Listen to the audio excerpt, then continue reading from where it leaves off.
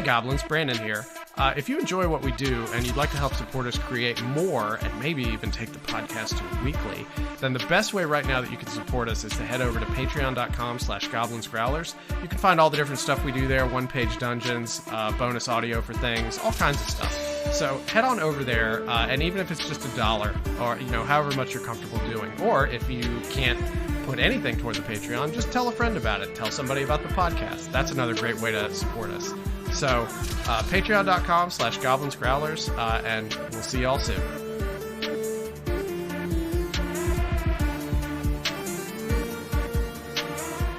Hello everyone, and welcome to another episode of the Goblins and Growlers podcast. I'm your host, Josh Maltby, at BlackCloakDM on Twitter. And I'm the other host, Brandon Dingus, at Way of Brandalore on Twitter, Instagram, and probably Discord, depending on what server you're in.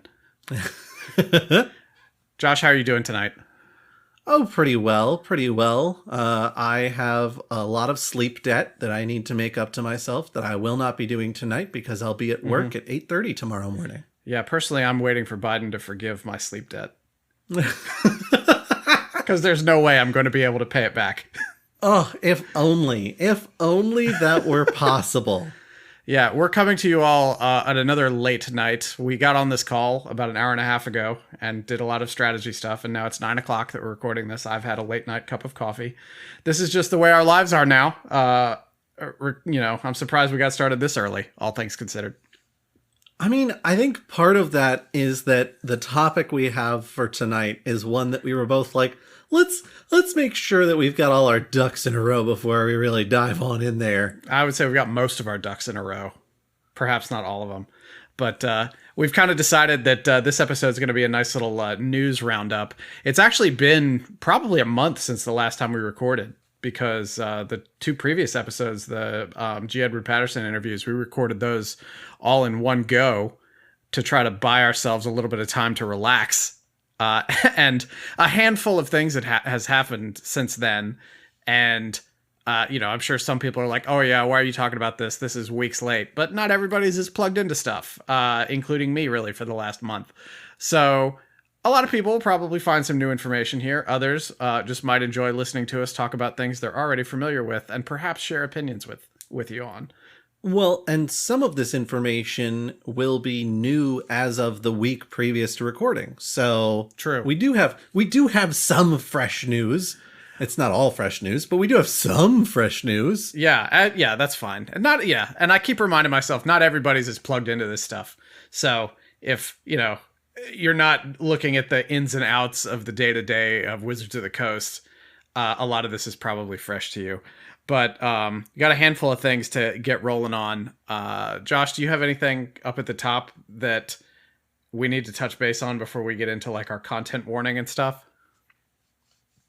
Nothing I can think of. Just, as we talk about some rather heavy and serious stuff, know that we love all of you. Yeah.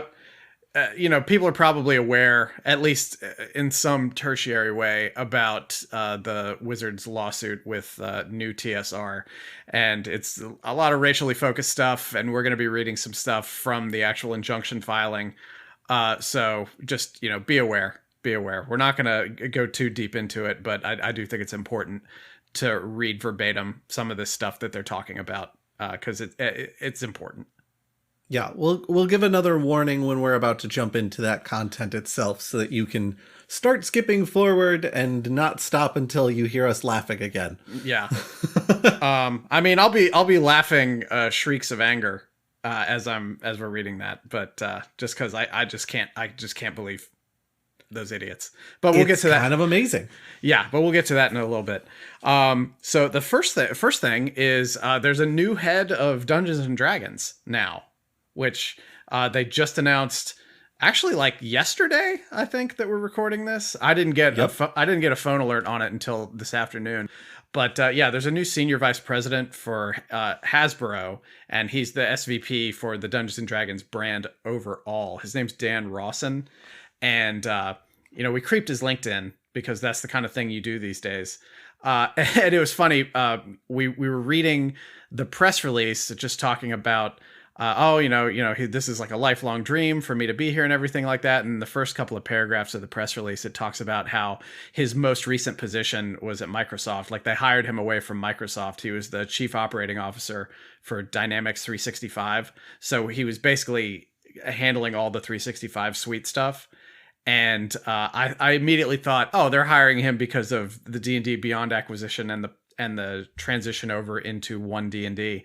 And then sure enough, we get to like a paragraph in that, and it says, oh, this will, him being here will really be a boon to our digital operations, et cetera, et cetera, et cetera. And the president of Wizards of the Coast, her name's Cynthia, gosh, I feel Williams. Yeah, Cynthia Williams. She, up until earlier this year, also worked for Microsoft, and they worked together. So she clearly recruited him from there to take over this aspect of the operation. I think a couple of things about this. Number one, it shows just how committed they are to the digital future of Dungeons and Dragons. I've seen a lot of this to less success during my time in the newspaper industry. Really sort of owning it by putting somebody in charge of that who has that kind of digital expertise. It'll probably work here, but I think it's interesting. It shows a level of commitment on their part to really making the digital version of D&D. Like one D&D online is going to be D&D. There's still going to be the books, but I'm seeing the same thing from news industry evolution, just faster. Like they'll still be the books, but we're now going to be a legacy product. The people who consume the books, the primary product from Wizards of the Coast for Dungeons and Dragons is going to be the online software as a service situation, essentially. I still kind of disagree with that because I think the books sell well enough that they're unlikely to give up a lot of market share there. I think what we're going to see is that the online, subscribe, have the service. I think that's going to be a lot more of their test bed for how these things go. And then after they've got a couple of months of it live, then they'll publish books.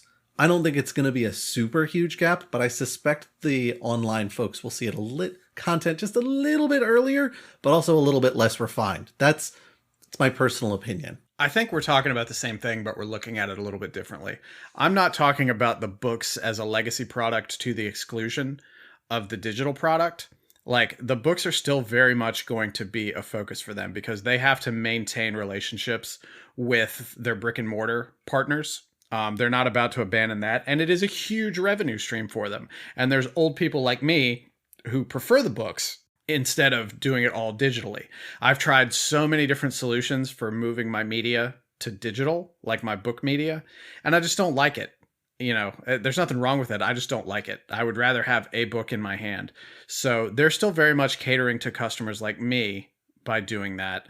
But I think they're looking at it long term. And I think as we go another 10, 15, 20 years down the road, this strategy is really going to play itself out as we see the slow phasing out of the physical D&D release schedule for books. We're seeing like 6 next year that they've announced that we did that episode on. Listen back about a month or so ago for that. And maybe in 10 years they're releasing 4, 15 years they're releasing 3, something like that.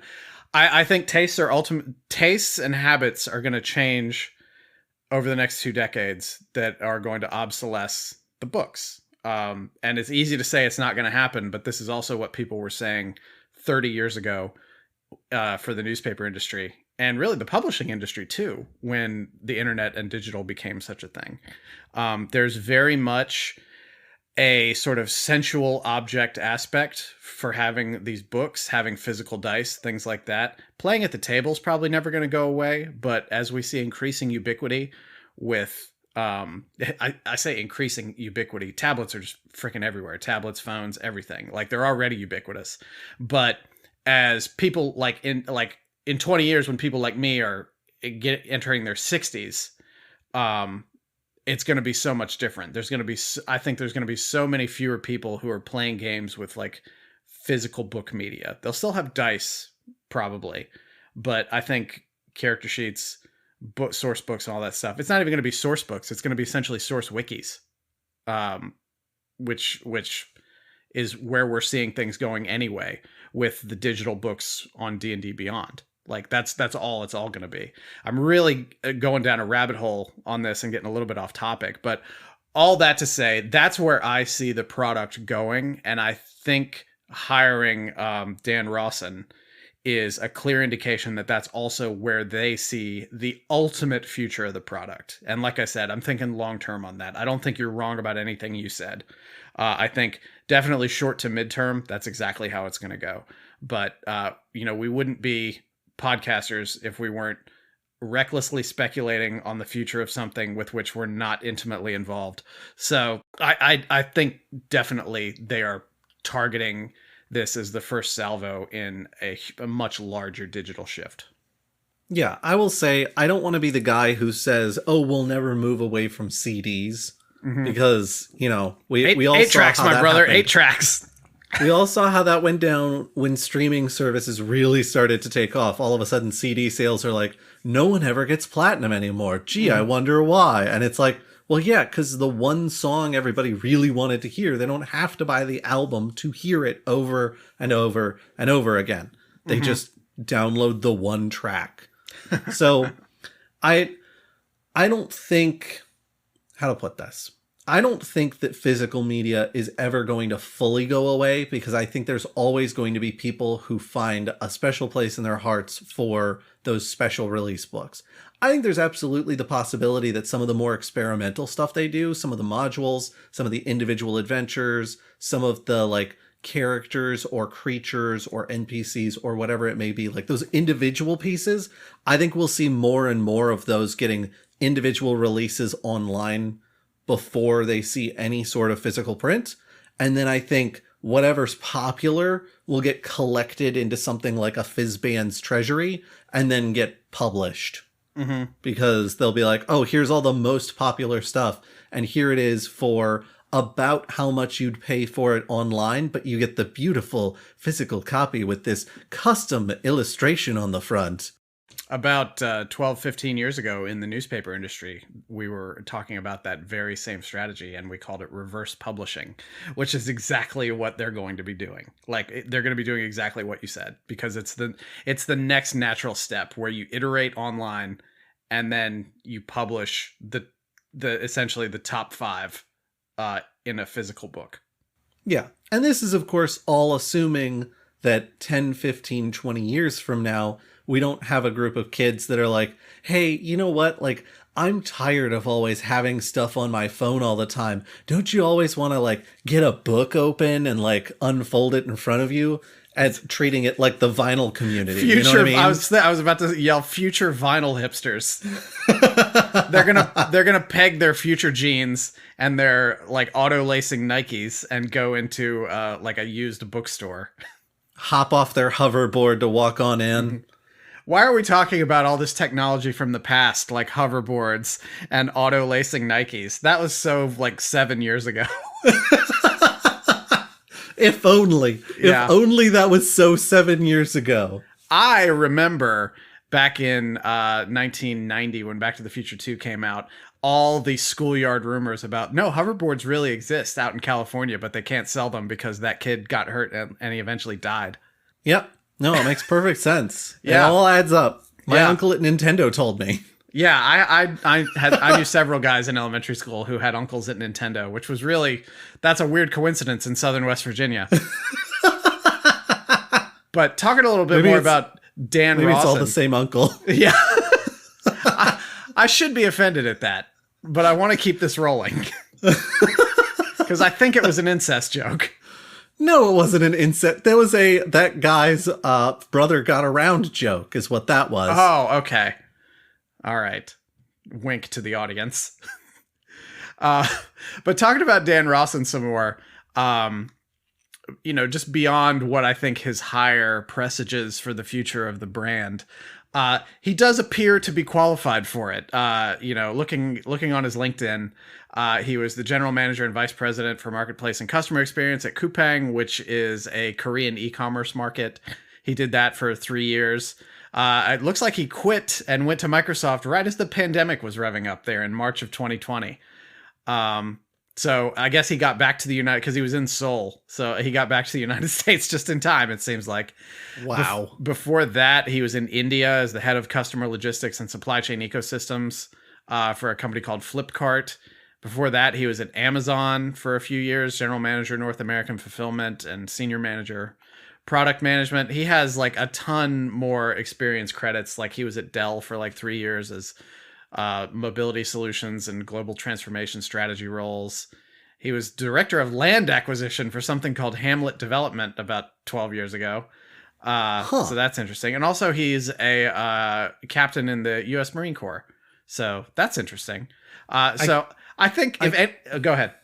I can't help but feel like with all these job titles that you're listing off for all these different companies he's worked for, like the more you say, the more I picture some like middle-aged white guy in a starched white button-up with a black tie and a black blazer jacket. Like, well, I'll tell you, he does look like a middle-aged white guy, and that's probably because he's a middle-aged white guy. He looks like a relatively affable and cool middle-aged white guy. That's good. But if I haven't said middle-aged white guy enough, it's because I think perhaps at least when Dan Rawson is tired of being SVP of Dungeons and Dragons, maybe it's perhaps time to look at a different type of person for that job. Perhaps a person of color. Perhaps somebody who's not a white man.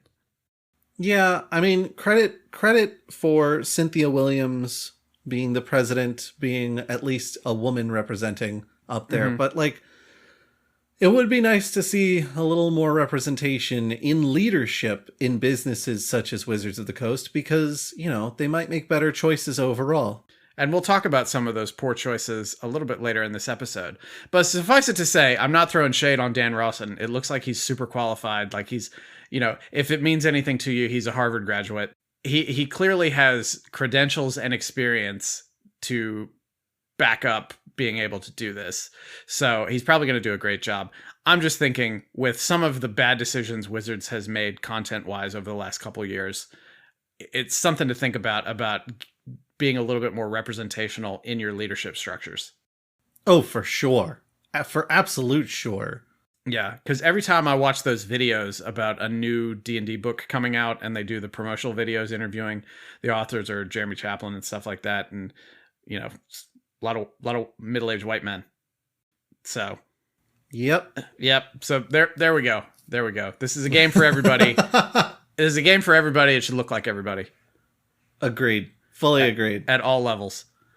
It's a game for everybody. It should be made by everybody. Correct. Do you have anything else on this item? No, I think we covered everything pretty well. I'm hopeful for the future. I think the online focus will be an interesting thing to keep tabs on. Hopefully it doesn't cut into physical sales too much. I say as someone who's engaged to a comic book store owner. Mm-hmm. Worst decision ever, Dungeons and Dragons.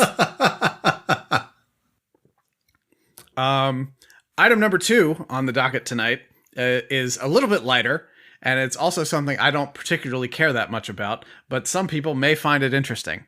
Josh, you know that Dungeons and Dragons movie that they're making? Yeah. The one with Chris Pine in it? Yeah. So it's getting 2 prequel novels that are going to come out before the movie. And to me, that almost straddles the line of whether or not they're a prequel, because they're coming out before the movie. Do you see what I'm saying? Like, if episodes 1, 2, and 3 had come out before episodes 4, 5, and 6, they wouldn't be called the prequel trilogy. They would be called the first trilogy. I think there's a little bit of room for discussion here, because I suspect the movie was written, like what the plot was going to be, probably a lot of what the script was going to be, and all the character names before these books were even started on. I mean, you're probably right about that, but also, I think it's bold to release these before the movie, like have 2 of these that are probably also already written completely now, and will be coming out before the movie. Yeah, I guess they could have just as easily called them tie-in books. Right. And been a little bit more... There's less room for argument there. But maybe that's the whole idea, Brandon. Maybe this is part of their marketing scheme, is to get us arguing about whether or not they're actually prequels so that we talk about them more. Yeah, I guess so. Anyways, these are. I mean, it's working. I'm very gullible. So they're called The Druid's Call, and then the other one is The Road to Neverwinter. And they're going to come out in February of 2023.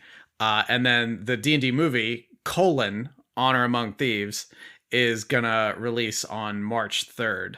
So it looks like we'll have maybe like 3 to 4 weeks between when these come out and the movie comes out, which is actually kind of not a lot of time for busy people to sit down and read two like fantasy novels. If you got a lot going on, because these are probably going to be, around 300 pages or something like that. You'd have to kill a weekend day or a couple of evenings on something like that. I don't read as fast as I used to. I would have released one of them at Christmas and one of them at the end of January. But that's me. I mean, fair. I will say they might not actually be that long, because based on the cover image I'm looking at right now, which is a lovely cover image, by the way, these very likely could be like pocket novel kind of books where it's nothing super thick. It's only like 180 to 220 pages, decent sized pages, but not like super small font on them. So, I could see very easily these being reasonable reads that are fairly quick to get through, not least of which because they're movie tie-in books, and those are tough to write, and they're even tougher to sell. I know, like, as far as the density of the language here, it's not going to be Stanislav Lem or anything like that. This isn't going to be D&D Solaris. So it should be pretty easy. But I don't know. That just feels weird to me. Like you could release them consecutively rather than simultaneously, and that could like draw out the marketing line a little bit, especially given the bad mouth taste reputation of D&D at the movies that we've had for the last 20 years. Apologies to both Jeremy Irons and Marlon Wayans. Because I saw that movie in the theater. Oh, gosh. Yeah. I saw it in the theater with a woman I really liked in college. And we were just really bummed by it. So this...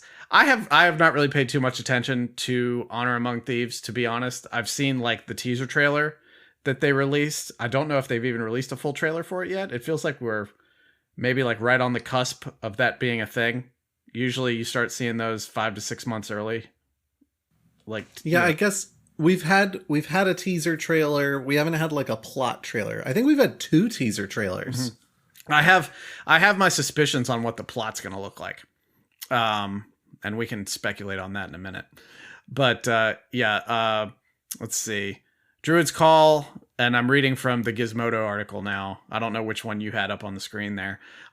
Druid's Call, as the name implies, will follow Sophia Lilly's character from the film, Doric, a tiefling druid we saw in a trailer, mostly delighting us by wild shifting into an owlbear. And then, let's see, what does it say about... less is known about the Road to Neverwinter at the minute, but as the name implies, we'll likely be paying a visit to the infamous Jewel of the North, one of Faerun's most powerful and cosmopolitan city-states. So that tells me, well, I mean, we already knew that Honor Among Thieves is going to be very Sword Coast focused, and any curmudgeonly D&D guy is going to be like, why can't we look at any other part of the world? Druid's Call is probably going to be very, very much focused on Sword Coast, and then Neverwinter will be... The Road to Neverwinter, I think, sort of explains what it's going to be. They're going to go to Neverwinter and do something. And I'm sure it'll all have them meet it. The last scene of each book, of both books, will have them meeting in a place where the movie will pick up. And they will be a ragtag group brought together, summoned by a mysterious person to pull a job, and they go to pull the job, and then one of them betrays the team, and it's not going to be Chris Pine, or it will be Chris Pine, and then he'll have a crisis of conscience, and he will double flip and betray his betrayer because he's made a real connection with these people, because it's going to be like Fast and the Furious, and now these people are like family to him. And then the movie will end with them getting away with something, and then there'll be a post-credit sequence where somebody, maybe, I don't know, a lich or something like that, Vecna or something, is really mad because maybe it turns out what they had to steal was a phylactery or something like that, and he wants it back. And then we have D&D 2, honor among thieves, but like the T in thieves is a 2. So honor among thieves. I can say, based on the teaser trailer, I don't know that you're real far off. There's a little bit there that's different. Like, the whole thing is that they've already done a job and then found out the job they did was for the bad guys. So they're trying to undo the job they did. And that's where theoretically that's where the Honor Among Thieves title comes from. But you may very well be right that it's one of those like double meaning titles where it's like, but the real honor among thieves is the friends we made along the way. The friends we stole along the way. Yeah, I admit I didn't pay a whole lot of attention to that trailer when I watched it, but I have a sneaking suspicion that the film is going to be extremely formulaic in that way. And that doesn't mean it's bad, because I'm a huge fan of MCU films and they are all unapologetically formulaic, and I don't care because I like watching Iron Man on a big screen. Based on the teaser trailer, I think we can expect a lot of MCU style, like, gosh, isn't this a zany adventure we're on kind of dialogue, because that's par for the course right now in Hollywood.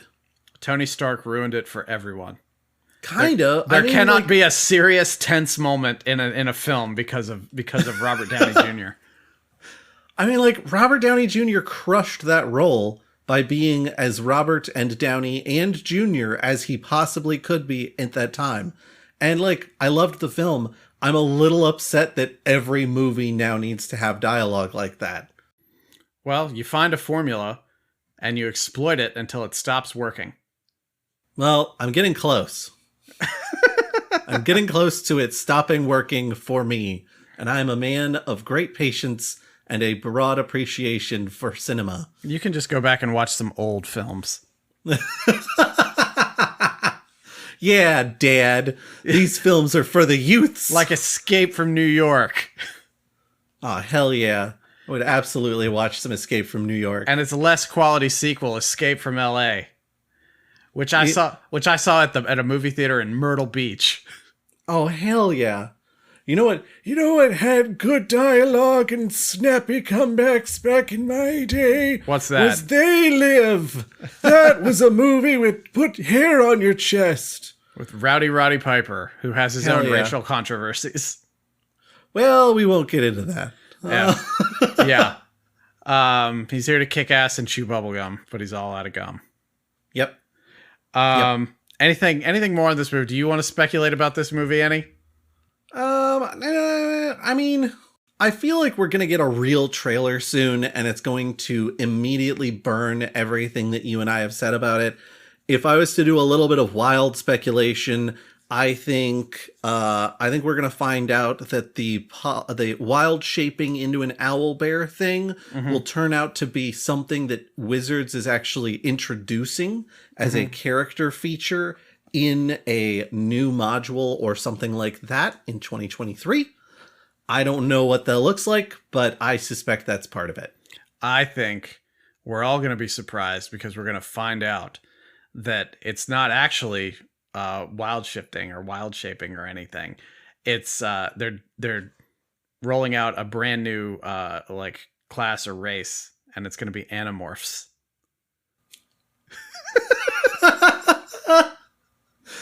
Oh, God. Oh, you want to talk about things that are unexpectedly dark? Animorphs. It's here for you. Yeah. If you stay in your wild form for too long, you get stuck, and there's nothing to be done. Somebody has to cast Polymorph on you. Not just that. That entire book series is all about, like, war crimes. Yeah. Like, it is an intensely dark series. I know. The Nickelodeon show did not do justice to the darkness of the book series.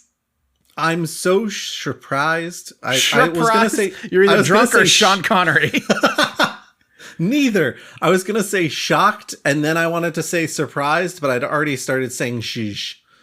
So here we are. It is late. It is late. 20 to 10. Let's get into the next thing we're going to talk about. The next thing this is content warning. This is where we'll probably talk about a lot of racism related stuff and people saying dumb, hurtful things. Yeah, and to be clear, we are on the side of these are dumb and hurtful things that these people are saying, and we would also like them to stop it. Yeah. Yeah, so the bottom line for this, for anybody who might be sort of uninitiated to this, is, you know, in the beginning, there was TSR, Gary Gygax, Dave Arneson. And it was, you know, great. It was 1974. Things rolled on until like 1997. And then Wizards of the Coast bought TSR. Wizards of the Coast still used the TSR logo on a lot of stuff. If you go to Drive-Thru-RPG and do it, like look at any of their print-on-demand stuff from that era, from like, you know, pre-1997, it's going to have the TSR logo on it. They still use it. So what's happened is, and this is a long and complicated story, so just boiling it down, is Gary Gygax's, one of his sons, Ernie Gygax, has started a new company called, you know, TSR, and a lot colloquially people are referring to it as New TSR. Ernie Gygax has said terrible things. I'm not going to slander him by calling him a terrible person or anything like that, but you can look up stuff he said and opinions he holds and things like that. Josh and I do not agree. I pardon me for being presumptive, Josh, for speaking for you there, but I think you can pretty definitively say that I do not agree with basically anything that Ernie Gygax has said in an interview about how Wizards of the Coast is running things. The existence of trans people, you know, any basically just blanket statement. If Ernie Gygax has said it and I have not expressly agreed with it, odds are good I disagree with it. And the TLDR on Ernie Gygax and his ilk is they are basically the old stereotype of tabletop role-playing game players. Just like, you know, this is for us, this isn't for you. Very insular about it, not welcoming or anything like that. They, you know, it's cliquishness to just sort of the nth degree. They really don't agree with the way that the hobby has gone in the last few years, which is to become more open and welcoming to all kinds of different folks. At least that's what a lot of us, you know, are trying to do. It's becoming, they're mad because this thing that they like is becoming somebody else's thing. So they founded this New TSR in sort of a response to that, saying things like, you know, we're bringing gaming back to what it should be, and getting mad about Wizards being quote unquote woke and things like that. Just the usual bullshit that you see from people who are just mad about the world changing because they don't like it and they choose not to try to understand it. It's not that they don't understand it. They're making a conscious choice not to educate themselves and understand it and have empathy for people. So don't ever let somebody use the excuse of, well, I don't understand it and that's why I don't like it. If you don't understand it, make an effort to understand it, and then you can talk to me about it. But I don't tolerate that kind of bullshit. But anyways. So they start this company and they're like, hey, we're going to release Star Frontiers, which was an old 1982 sort of like Starfinder-esque setting from TSR. But Wizards actually owns that. And they have been like publishing it through Drive-Thru, made it available for like print-on-demand stuff through Drive-Thru-RPG for a long time. And the like a lot of the marketing language for this new Star Frontiers is like, oh, it's, you know, it's reviving the classic game, and Wizards is like, yeah, but like the classic game you're referring to is a thing that we own, that we bought in 1997. So it's owned and licensed by Wizards of the Coast. Now there's, and we'll read some stuff from the injunction filing that Wizards did, but there's an argument that Wizards didn't actively renew their trademark on like TSR or Star Frontiers or whatever, but they're still publishing stuff through with those names, with those logos. Because like the way, obligatory, I am not a lawyer. Noah can call in and correct me if he wants to at some point. But even if your trademark expires, as long as you're still using it, you essentially have the leg up in any kind of like filing or anything like that. And also, since TSR is like a stylized logo and it doesn't mean anything like intrinsically by itself, like that logo is still protected. Again, I am not a lawyer. Do not look to me for any kind of advice if you're experiencing some sort of trademark issue. I happen to know a good lawyer, and I'm happy to put him in touch with you.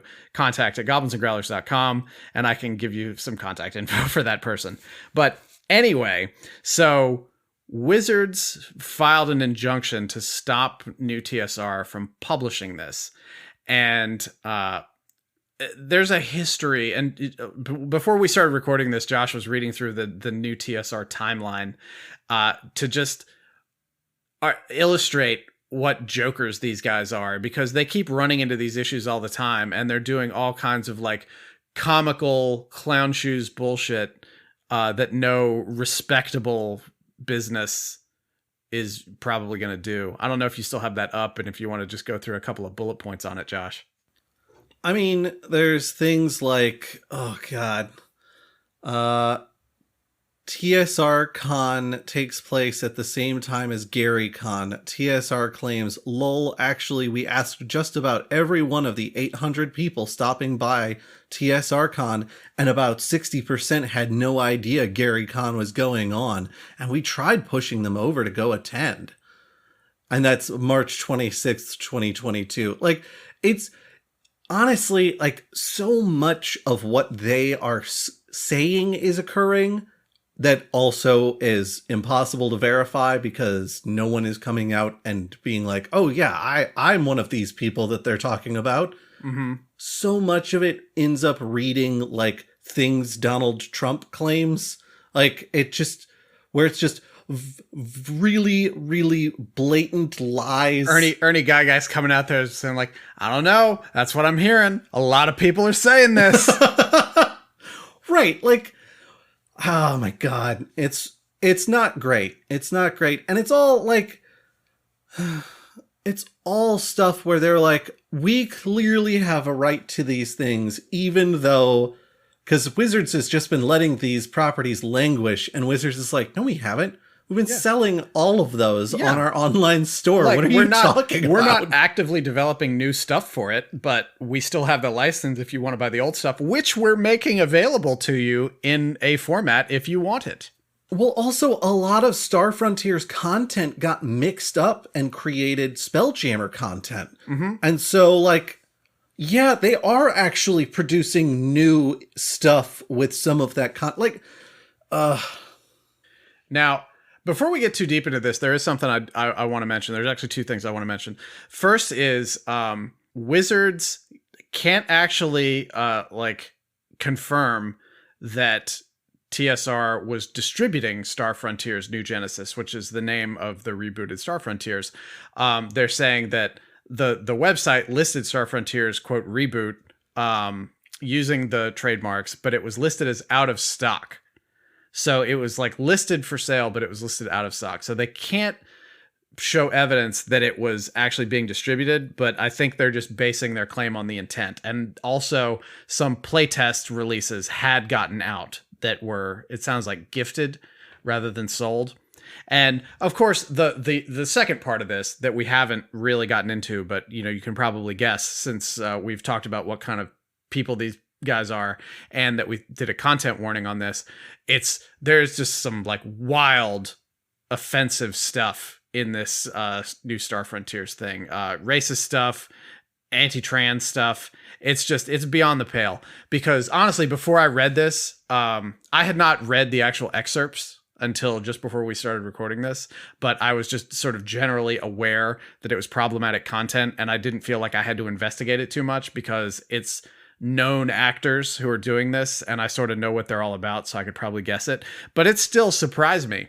I'm going to read, if you don't mind, Josh, I'm going to read for just a minute from the injunction filing on page 9.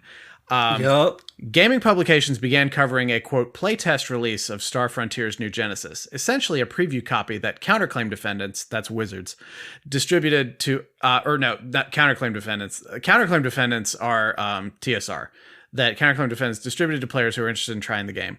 The game utilized marks containing, and the marks that they're referring to is TSR and Star Frontiers, those trademarks, and contained alarming content stating, for example, that, quote, races in Star Frontiers New Genesis are not unlike races in the real world. Some are better at certain things than others, and some races are superior to others, end quote.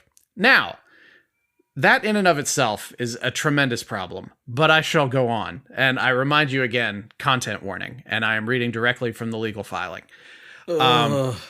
A, quote, Negro race is described as a, quote, sub-race in the game and as having, quote, average intelligence with maximum intelligence rating of 9, while the, quote, Norse race has a minimum intelligence rating of 13.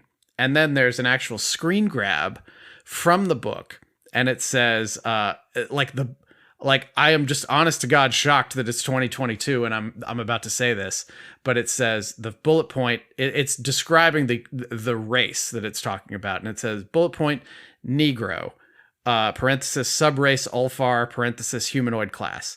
Tall, thick-bodied, dark-skinned, even purple, dark brown-eyed race with large strength, average intelligence. All attributes are in the 10+ range, except intelligence, which is a maximum of +9.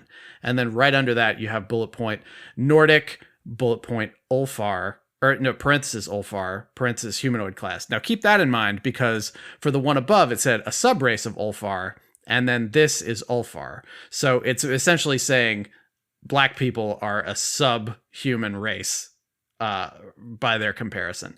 And these folks are described as tall, blonde, blue-eyed race with exceptional attributes and powers, all attributes in the 13+ range.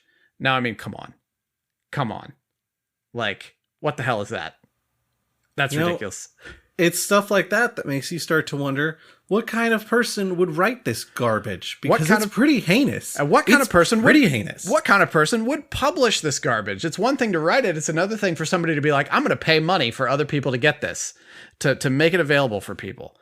And then under that, it says, the game also describes, quote, latent issues with certain races, like, quote, blacks having issues with sickle cell anemia, with anemia misspelled, by the way, and with family issues, end quote. What? And then it's another image capture from the actual book, and it says, think about your race carefully, as some races are more superior in power, etc. Some races have latent issues, similar to blacks having issues with sickle cell anemia and with family issues. Remember, racism is bad. Don't do racial things like racism. Have fun with it, but remember, some races are just sometimes superior in some ways. Now, there's a lot to unpack there. It's very serious. It's very awful.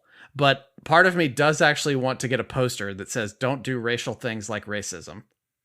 I just want this person to stop. Just stop. Like, what the hell is this? I'm just kind of agog at the whole thing. Like, they wrote all this. It's almost like they wrote all this stuff, and then they're like, oh man, this could probably be read really poorly. I know, let's put in a sentence disclaiming racism. Remember, racism is bad. Well, actually, it says, remember, I'm looking at it closer now. It says, remember, racism is bad. Don't do racial things like racism. But, like, I don't know if they felt like they could just plug that in and it was going to make it okay. I mean, I'm probably giving them way too much credit for having any kind of, like, DEI or sensitivity outlook on this whole thing. Then after that, it says, the game also refers to the Black Lives Matter movement as, quote, radical. I don't have an image capture for that, but I don't doubt it. I mean, I'm not trying to sit here like a rumor monger or something like that, but I have to imagine that that's actually there if this other stuff is there. I have a hard time imagining what the context to include Black Lives Matter in a space RPG is. Maybe it was an illusion, maybe it was an allegory, something like that. But if I don't understand, there's so much about this I don't understand. I really don't. I can help you understand some of that. I'm not going to name the individual because he doesn't deserve the publicity, quite frankly. But this person who has written so much of this particular iteration of Star Frontiers has been linked to a lot of neo-Nazi sympathizing, a lot of he he has a history with hateful imagery and messages. He's been doing a lot of Twitter posting. He got himself completely removed from Drive-Thru RPG.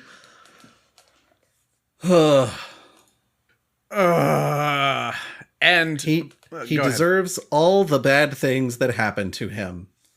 But, friends, wait, there's more. Reading again from the injunction filing, Star Frontiers New Genesis also contains offensive transphobic material, it includes specific gender option for the characters, quote, male/female, no bonuses, and no trans. And then it's got a screen grab from it. Star Frontiers New Genesis core rules: gender, male, female, no bonuses, and no trans. The playtest included a comment: should we make a trans type race? Maybe trans bots. What? This is insane. This is every stereotype about people who play D&D just made manifest. It's so over the top stereotypical about how, like, your basement dwelling nerd, your archetypal basement dwelling, D&D nerd behaves, that I have a real hard time like processing the fact that this is, number one, this is real. Number two, people put it to paper. Number three, they published it. And number four, this is where I get hung up, because I wonder, did they not expect to get this kind of pushback, or did they want this kind of pushback to advertise for the kind of player they're trying to get? I honestly think that this is them clearly stating hateful nonsense because they think it's a way for them to grow their brand name. Mm-hmm. Because all publicity is good publicity, baby. Yeah. I don't tolerate this kind of stuff. Like, it's really hard for me to articulate this without going off on just sort of an expletive laden rant, which I'm not going to do. But like, how do you sleep at night? Yeah, let's say that's what they're doing. Let's say that's what their strategy is. And, we don't know if it is. But let's say that's their strategy. Like, how do you sleep with yourself at night knowing that you're trying to build your brand on the back of just this sort of anonymous hate for other people? And maybe like in some of the racial stuff they were talking about, maybe they're justifying it to themselves as like, well, we're not talking about hate. We're just talking about like objective differences. But, they've blinded themselves to everything. Those people who make those sorts of justifications, quite frankly, can shove a sock in it, because it is hate, and they're just not willing to accept that they are a hateful person. Yeah. And, so Wizards' crux on this is like, hey, this thing is, number one, number one, it's full of like hateful, awful stuff that we're trying to disabuse ourselves of. And we don't want reasonable people to conclude that this is something that we're doing. Number two, we own the properties that they're trying to do this with. And, we do not allow you to do this. You're going to cause harm to our brand on this. And, fortunately Wizards, is part of Hasbro, so it's part of $1 billion corporation, so they can afford to go to bat for this. Like, didn't new TSR try and sue Wizards like at the end of last year in December or something like that? and they had to Yes. and they like had to withdraw the lawsuit because they didn't have enough money for it. They also tried to get I think it was a GoFundMe to help them fund their lawsuit. And they just, it's weird. They couldn't get that much support for their GoFundMe. Go figure. Yeah. They can go something else F word themselves, as far as I'm concerned. But Wizard's argument, which is it's fair. It's like, we're trying really hard to get past our own problems with this kind of stuff. And we don't need you getting in here stirring the pot, like, because we're actively trying to not let this stuff happen anymore. Do you have any? Go ahead. Good on them for making that sort of stance and that sort of statement, and using their significant legal backing to put some teeth to that statement. Mm-hmm. Because it's not enough to send a letter that says, hey, you're not being very nice, and we don't appreciate that. Like, you have to take people like this to court, or else they're like, well, like, that's just how I feel. Yeah. That's some nice outmoded social views you got there. Shame if something happened to him.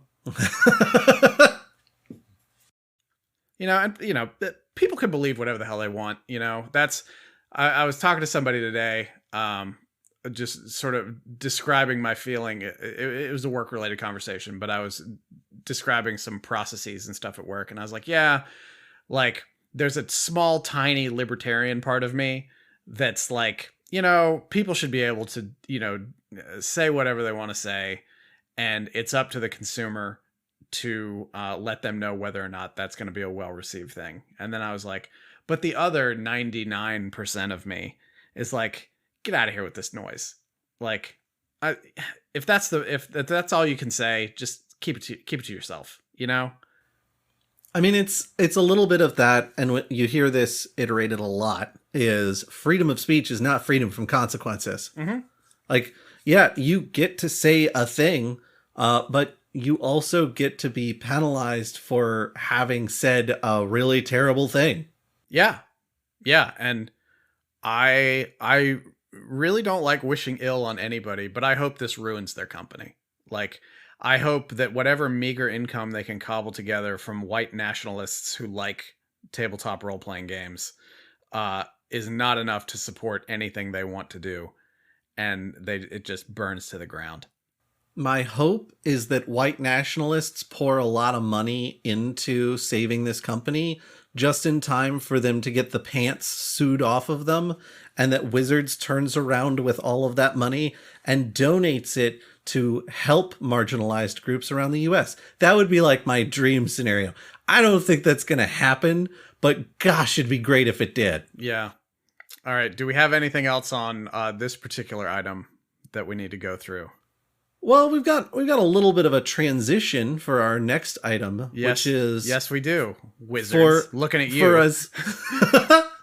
For as much as we've been talking about how good it is for Wizards to be taking this sort of action against new TSR, Wizards hasn't exactly been doing the best work themselves, keeping some of their old content from having problematic stuff in it. Yeah. We're talking about the Hadazee, y'all. Yeah, now this, like, I would wager that more people are familiar with this because this happened and was kind of out there, like, very shortly after we went on our sort of, like, month-long recording hiatus. So this has been out there for a while.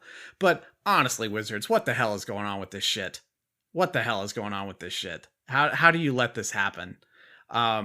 Basically, for anybody who doesn't know, Spelljammer came out recently, and they reintroduced the Hadazee, which is essentially a monkey-like race, player character race.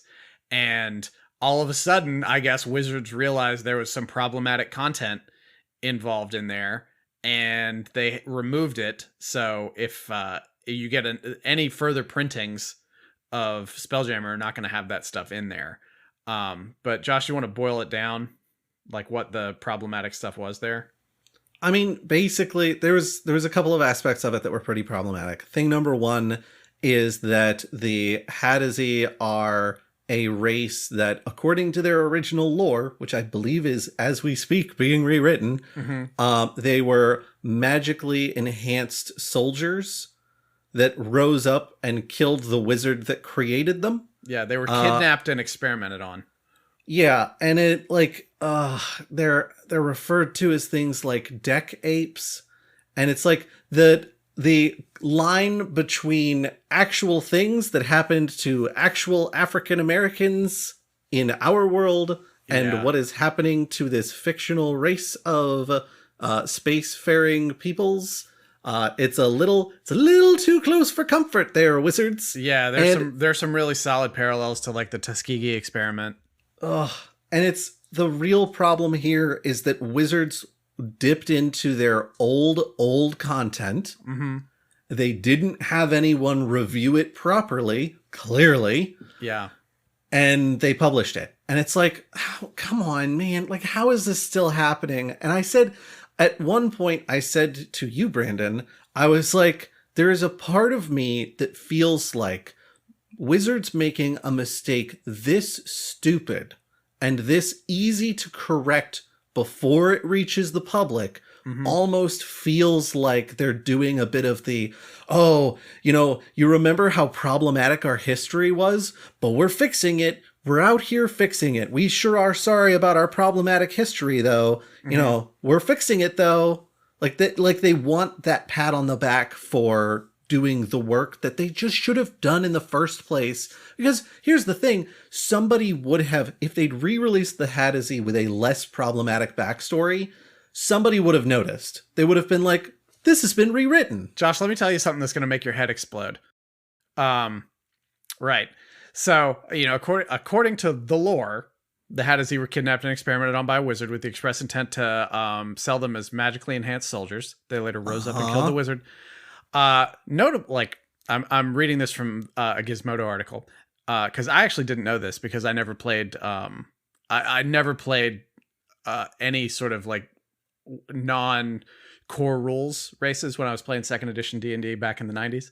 But it says, notably, the Hadazee were first introduced in 1982 during the second edition days of D&D, and none of this new lore was part of their backstory then. What the hell then? It was all new. It was all new problematic stuff. Did they hire the dude from the... You almost named him. Did they hire the Star Frontiers guy to do this one for them? Like, what?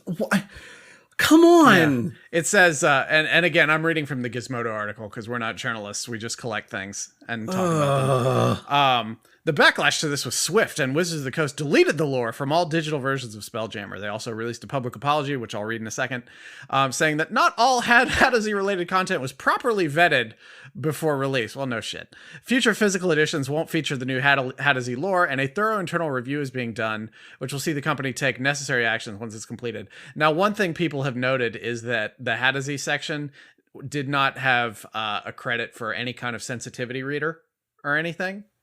Gee, I wonder how that... Yeah. And, we all know the unfortunate history that D&D has with a lot of racist stuff, whether they were doing it intentionally or unintentionally, and just were sort of caught up in the culture of the time. It doesn't matter. It's not an excuse. But for example, like the Vistani in Curse of Strahd, this is one that everybody knows. They were a horrible stereotype of Roma people, and everybody knew it was bad. Everybody knew it was bad. And for 30 years, they didn't do anything about it until 2020, when racial equality and representation became a much bigger conversation nationally again. And then they're like, oh, let's, we took a hard look at this and decided to go back and change that and eliminate that from any future printings of Strahd. And I mean, that's just bullshit. They knew it was a problem. They waited until it became advantageous to them from a publicity standpoint to make a change. They were forced into a corner on it. How do you keep... Yeah. This is what sensitivity readers are for. This is why you're paying sensitivity readers. And you're... Oh my God. Like, how could you... Well, in this case, this is why you should pay sensitivity readers. Yes. It's not why you are paying them. No, and that's what I'm saying. It's like they are paying sensitivity readers. Why didn't they have them read this content? Because any sensitivity reader would have been like, why? We just got done having this conversation about like races in D&D and what did that mean? And no, maybe not all dark elves are evil now. You know, like there has to be more nuance and more of like a real, like less homogenous culture because everybody's different and we have to acknowledge that. We just talked about, like, that was just the thing. That was the conversation a few months ago as they were getting ready to do all this stuff for 1D&D. That's just insane to me that they dropped the ball like this.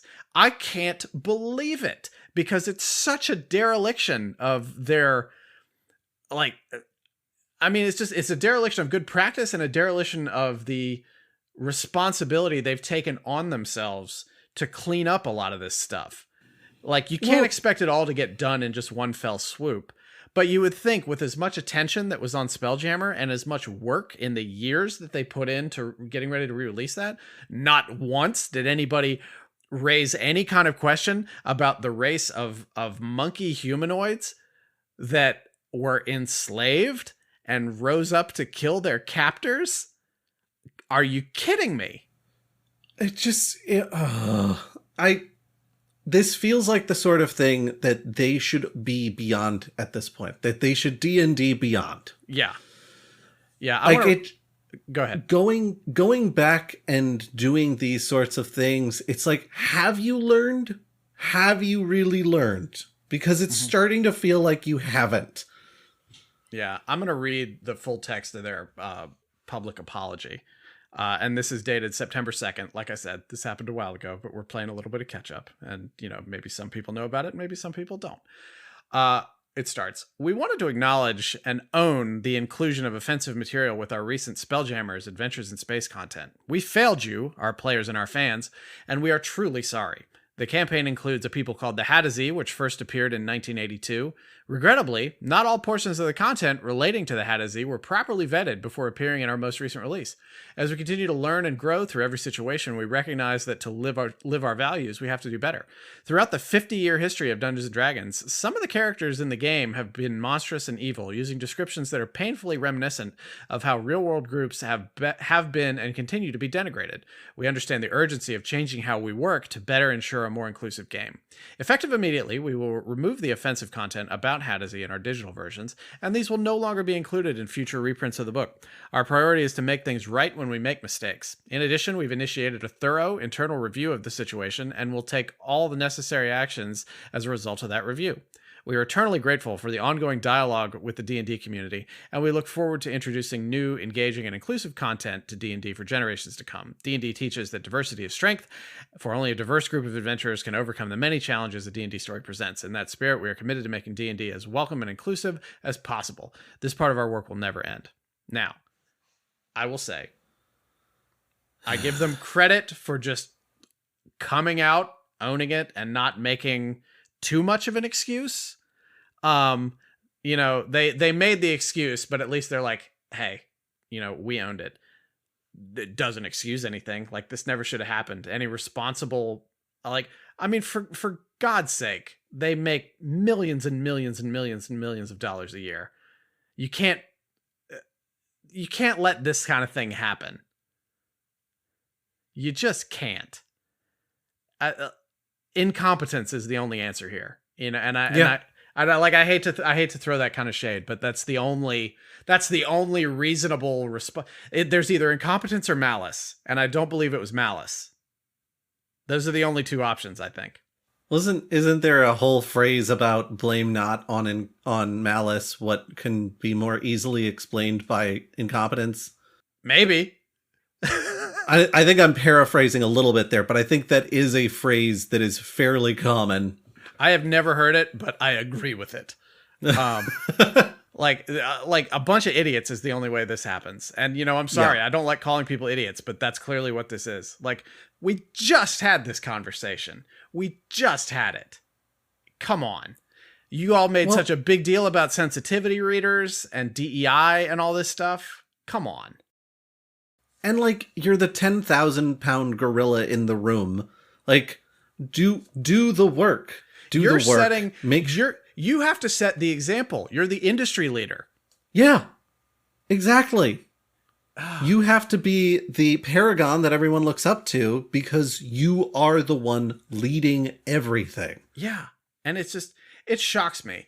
And like, I'll give a little bit of a behind the curtain parallel to my life for some of this, but I work professionally as an editor, and I've been in situations where I've been editing stuff, and I'll catch something in it, and it'll make me take a pause for a second, and I have to go back, do a little research, and realize that there's actually like a racial sensitivity issue there, but the only reason I noticed it is because just like a weird collection of experiences that I've had in my life that allow me to know that like this is maybe a signal of something that I need to go look at. And for a lot of editors, especially folks with less experience, those triggers aren't going to fire in your brain, and you're going to read something as innocuous that it really isn't. A good example of this that I actually just remembered. This was sort of a legendary classified ad that ran many, many, many decades ago in a newspaper, and I'm going to paraphrase it because I can't remember it exactly. But basically, somebody published a classified ad that said like McKinley, Lincoln, or like Lincoln, McKinley, Kennedy, or whatever. It was all the presidents who'd been assassinated, and I think this was before. This was either after. I think this might have been after Hinckley shot Reagan, but Reagan survived, and somebody bought this classified ad. It got published in the paper the next day, and it's very clearly a threat on the president's life. And the publisher had to, and I feel like this was in the 80s. If anybody else out there knows the answer, correct me, but I'm just sort of half remembering the story, but I know it's accurate. And the publisher had to like put out a letter the next day that's like, oh my God, I'm sorry, like we wouldn't have done this. And he totally threw the classified person under the bus. Is like the person who answered the phone and took the ad did not understand the significance of the names grouped together and what it meant. So that kind of thing happens when you have, and I'm not even going to call a person stupid, but you just have somebody who's not culturally aware, who's doing that kind of work. It can happen. And that's not an excuse, because you need, like, especially in Wizards' case, because they've specifically talked about hiring people for their cultural awareness for this kind of editing, because sensitivity reading and sensitivity editing they're a specialized thing in editing, right?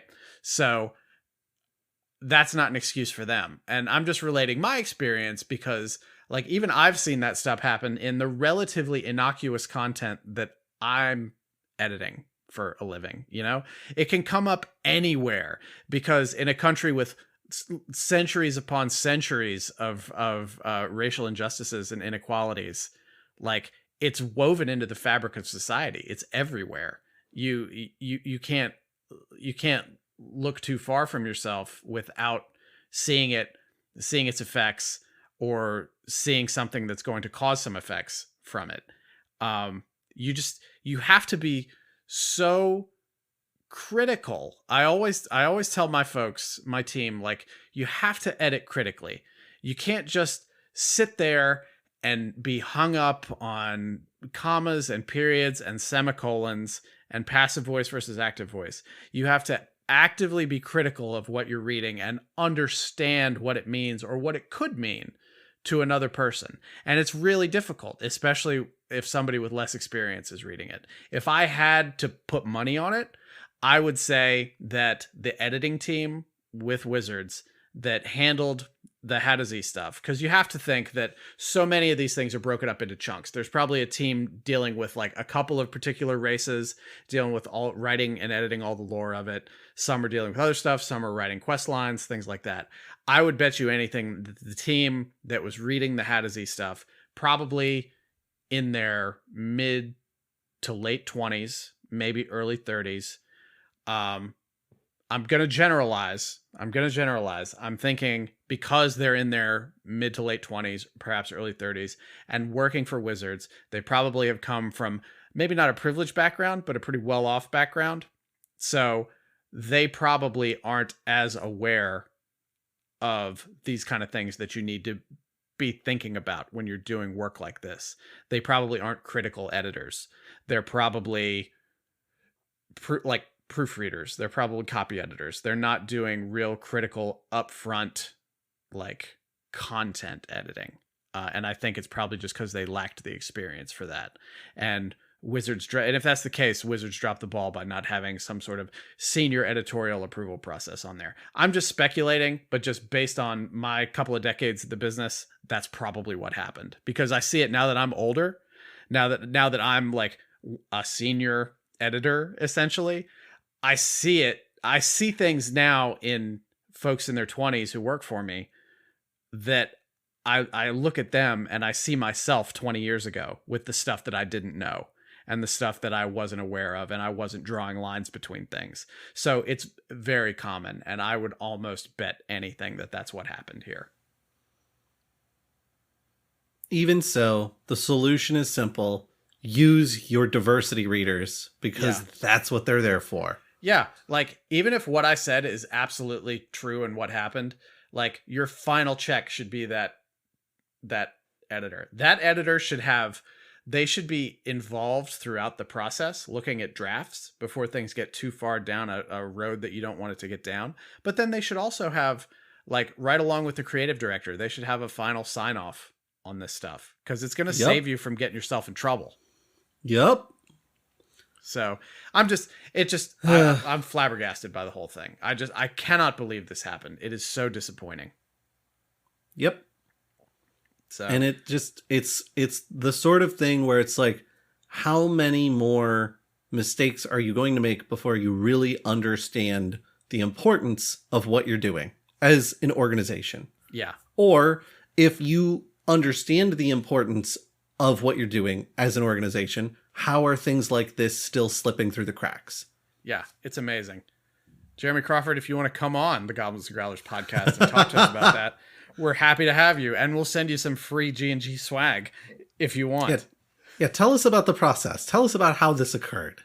Yeah, we would love to know. We'd love to know. Like I said, I've got a lot of experience in publications and editing, so I can talk shop about it, essentially. Yeah. So anyways, those are our 4 news updates for the day. So now we're fully caught up with everything that happened while we were taking a little bit of a break there. And I got a lot of opinions out. So I'm going to sleep a little bit easier tonight because they're not all welling up in my brain ready to fire out like a laser. Yeah, I don't know about you. I think having expressed as much anger as I just did, I feel a little bit calmer as a person, you know? Like, yeah. I feel like I've let something go. Yeah. I feel, in fact, calm enough to telephone, telegraph, tell a friend about the Goblins and Growlers podcast. And let them know what a great program we've got here. I also feel calm enough to maybe follow you at BlackCloakDM on Twitter. Oh, I feel calm enough to follow you at Way of Brandalore on Twitter. And I think to relax, I'm going to go listen to our sister podcast, Quid Pro Roll, an actual play 5th edition D&D adventure in which I play an over-the-hill pro wrestler who's a triple multiclasser named Charles Gravyboat Barnes. Yeah, as I understand it, that's the only actual play podcast that is completely created by a cast of all professional DMs. Correct. And we just happen to be some of those professional DMs. Hell yeah. What else? Oh, for our Halloween content, I know if you listen to a couple episodes back, you're probably wondering why this episode we're not doing the Satanic Panic.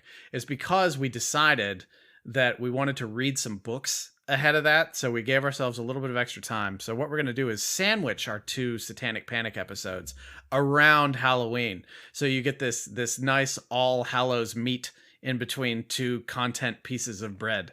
So we're going to have the Satanic Panic discussion that's going to come out 2 weeks from today. And then 2 weeks after that, we'll have our review of the Tom Hanks TV movie classic, Mazes and Monsters. A classic that I hear is going to make me really mad. I don't know anything about it other than it's just bad and dumb and what you would expect from a 1982 television movie starring a young Tom Hanks. My hope is that it's bad and dumb in the same way that Dark Dungeons is bad and dumb, which is a film that is made almost shot for shot based on a chick track about Dungeons and Dragons. That's next Halloween. I'll be excited. I'll be excited to talk about chick tracks in our Satanic Panic episode. Yeah, we should do just a whole thing on Dark Dungeons and chick tracks next year. But yes, get deep. I think the difference there is Dark Dungeons was made tongue-in-cheek about something that was made sincerely. And I believe Mazes and Monsters was made sincerely as well, because it was in the 80s and you're not getting some satirical movie on ABC, straight to TV movie. But anyway, so that's coming up. That's coming up in the next couple episode releases. We're very excited about that. We've got our content plan sort of for the rest of the year.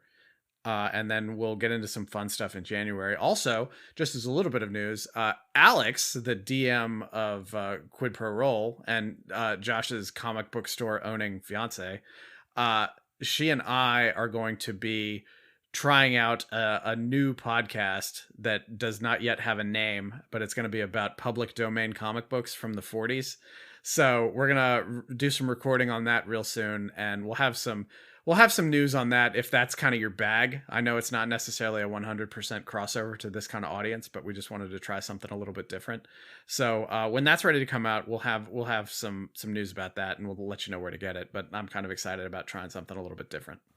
I'm going to say Alex has been talking to me about a couple of these characters, and I don't consider myself like big into comic books, which I realize is weird given that, I'm engaged to a comic book store owner, but I just haven't really followed comics that much. Superhero culture in general, sure, but like comics not as much.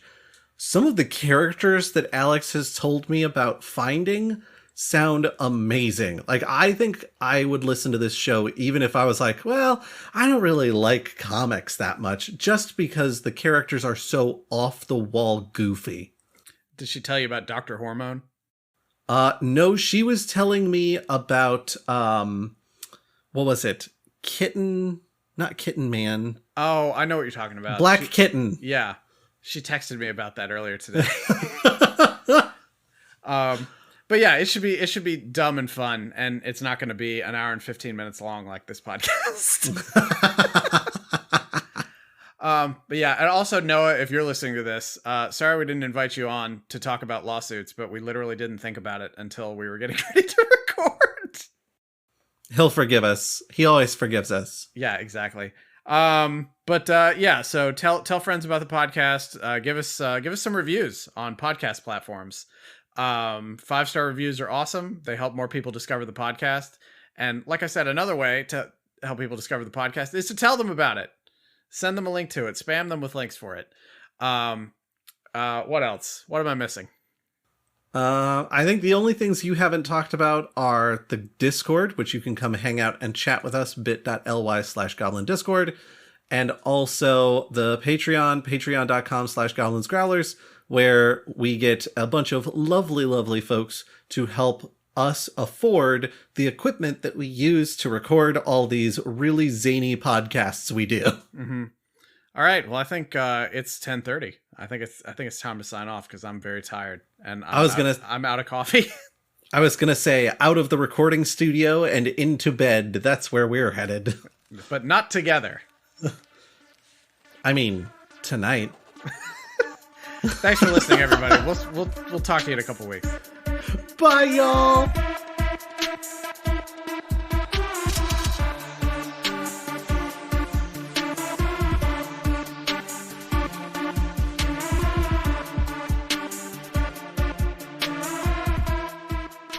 If you like what you hear, consider subscribing and giving us a review over on Apple Podcasts. Especially early in the feed, subscriptions and reviews are super helpful for bringing new listeners our way. Thank you!